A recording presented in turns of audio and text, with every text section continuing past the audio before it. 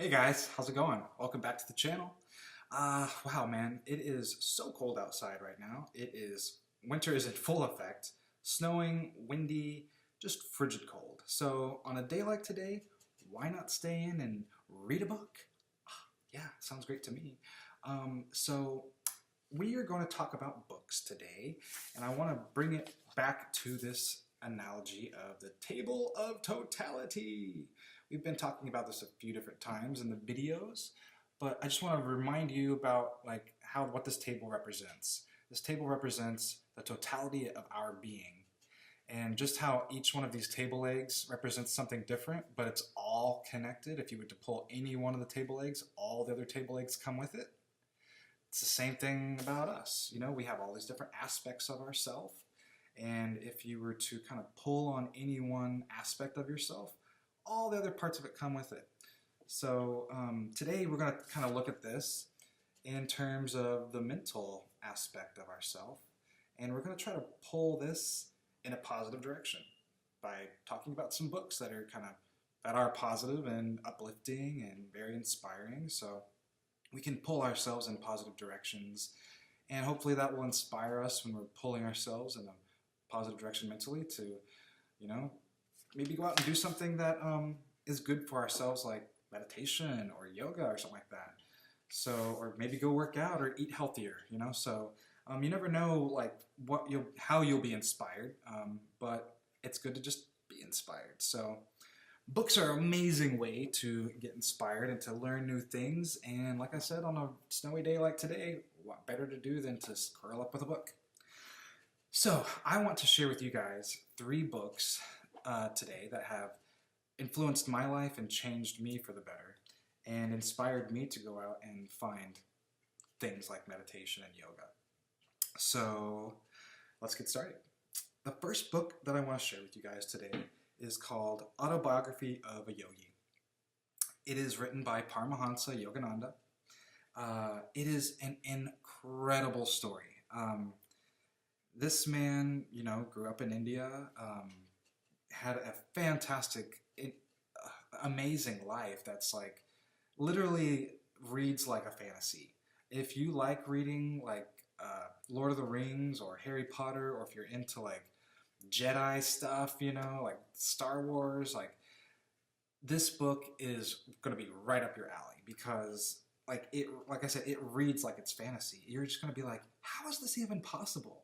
And that's the cool thing about this book, is that Yogananda is describing what happened in his life, and he's showing us what's possible, you know, like being a human, you know, like our full potential, what we can do with our faculties, you know, like, and he does it, and it is so cool. I won't give any spoilers out for the book, but I will say one of my favorite stories is when he opens up a school and something happens with one of the students in the school, and he makes a deal with the student, and that story just blows my mind every single time. It is so cool. So go check out that book. It will make you look at life completely differently and hopefully inspire you to want to level yourself up with consciousness and awareness, and start going out and changing the world for the better. So yeah, check out Autobiography of a Yogi. I actually didn't read it. I found it as a book on tape, and it was really cool because it was read by Ben Kingsley, the guy who played Gandhi in the movie Gandhi. And it was kind of cool. It was like a little 6 Degrees of Kevin Bacon experience, because in the book, Paramahansa Yogananda meets Gandhi, and here's Ben Kingsley, who played Gandhi in the movie, who's reading the book. So it was kind of like this cool, like, oh, everything's connected. I like that. So it was fun. It was good. It was a good book. Good listen. And some of the names are kind of like complicated in the book, so it was nice to hear them be pronounced, so you could kind of cozy up to the name and be familiar with it. So if you can find the audio version, you will not be sorry. It is so freaking cool. So go check it out. And, Autobiography of a Yogi. Stumble over my words there. Alright, so the next book I want to talk to you guys about was actually the first book that I ever read on my spiritual journey. and it was given to me by a friend when I was writing this report on lucid dreaming. And she was like, hey, I think you might like this book, and it kind of is going along with your report. And so she gave it to me, and the book was called Adventures Beyond the Body. And this book is trippy. It was, it's all about like this guy's experiences with astral projecting. And it's a journal. It's like a two-part book. It's a journal entry of all of his experiences from like the first experience to like the more advanced experiences. And whoa, it's just like, it's been a long time since I've read the book, but I'm pretty sure at the end of it, he's like meeting with like these galactic councils and stuff like that. And you're just like, wow, like I gotta try that. So, yeah, that was a very interesting read. And then the second half of the book is all about like scientific explanations of different dimensions and the Einstein-Rosenberg bridge involving black holes and white holes and how they're possibly portals into other dimensions. And it was just really cool. A great way to like start my journey and sent me down the rabbit hole just like full force. So that book has a special place in my heart just because it was like the first one that I read, you know, that got me started on my journey. So yeah, check it out if you'd like to read something about astral projection and find out a little bit more about that. And then the last book I want to talk to you guys about today is a book that came to me a little bit later in my spiritual seeking, but is an invaluable book in my toolbox of spiritual tools. This book is called Ask and It Is Given by Esther Hicks. And Abraham. So this book is incredible because it will show you how to use the law of attraction in your life, and it really just breaks all these different scenarios down and will like show you like how maybe you're being unaware in your life and how you can bring more awareness into your life so that you can be manifesting what you do want consciously instead of manifesting what you don't want unconsciously. And that kind of happens to us all the time because a lot of times we're really super hyper focused on what we don't want. God, I don't want this. God, I don't want that. No more of this. And then what do we get? More of it because that's all we're focused on.